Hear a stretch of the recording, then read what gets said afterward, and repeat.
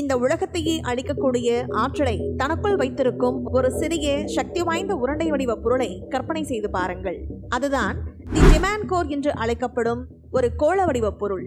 இது இன்றும் பூமியில் ஒரு இடத்தில் பத்திரமாக பாதுகாக்கப்பட்டு வருகிறது. இது எங்கு உள்ளது, இதனை ஏன் பாதுகாக்கிறார்கள் என்பதை பற்றி இந்த வீடியோ தொகுப்பில் பார்க்கலாம்.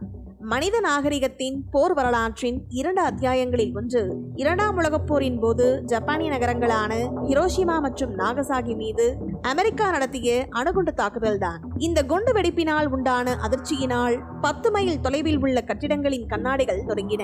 மேலும் இந்த அதிர்வு 37 மைல் தொலைவுக்கு உணரப்பட்டது. 1,40,000 பேர் கொல்லப்பட்டார்கள்.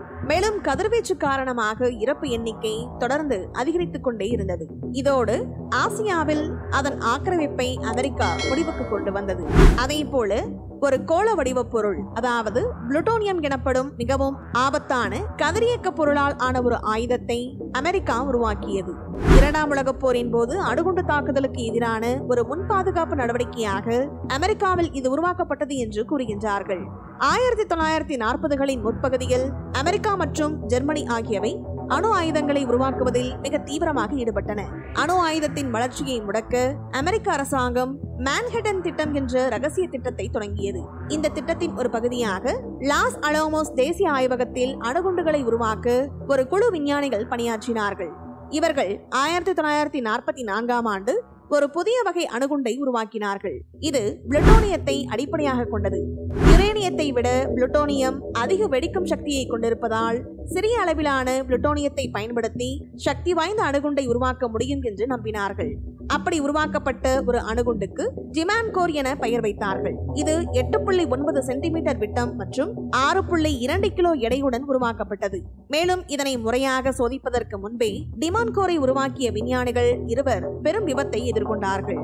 அமெரிக்காவில் உள்ள லாஸ் அலோமோஸ் தேசிய ஆய்வகத்தில் ஆகஸ்ட் 21, 1945ஆம் ஆண்டு ஹாரி ஜாக்லியன் என்ற இயற்பியலாளர் வேலை செய்து கொண்டிருந்தார். அப்போது நியூட்ரான் பிரதிபலிப்பு பொருள் அடங்கிய ஒரு சிறிய துண்டு அவருடைய கையில் இருந்து நழுவி இந்த டிமான்கோரின் மீது விழுந்துள்ளது.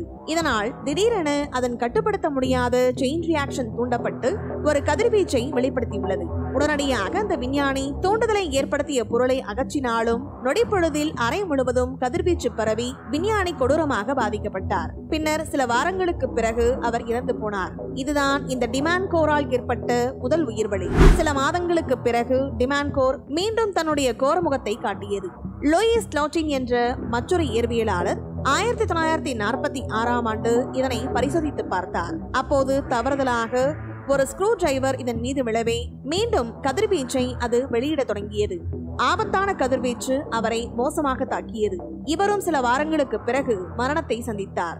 இந்த 2 விபத்துகளும் புளுட்டோனியம் அணுகுண்டால் ஏற்படும் அபாயங்கள் மற்றும் அணுசக்தி பொருட்களை கையாளும் போது எடுக்க வேண்டிய பாதுகாப்பு நடவடிக்கைகளின் முக்கியத்துவத்தை உணர்த்தின. இந்த விபத்துகளுக்கு பிறகு 1962ஆம் ஆண்டு லாஸ் அலோமோஸ் தேசிய ஆய்வகத்திலிருந்து சுமார் 400 மைல் தொலைவில் உள்ள நவாடா பாலைவனத்தில் உள்ள ஒரு நிலத்தடி சுரங்கத்திற்கு டிமான்கோர் மாற்றப்பட்டது. அன்று முதல் இன்று வரை அது அங்கேயேதான் உள்ளது. இதிலிருந்து கதிர்வீச்சு வெளியேறாதவாறு பாதுகாத்து பொதுமக்கள் அணுக முடியாத வகையில் அதனை தொடர்ந்து கண்காணித்து வருகின்றார்கள். ஒருவேளை தவறுதலாக இதன் செயின் ரியாக்ஷன் தூண்டப்பட்டால் உலகையே அளிக்கும் ஆற்றல் இதற்கு உண்டு என்று விஞ்ஞானிகள் அச்சப்படுகின்றார்கள்.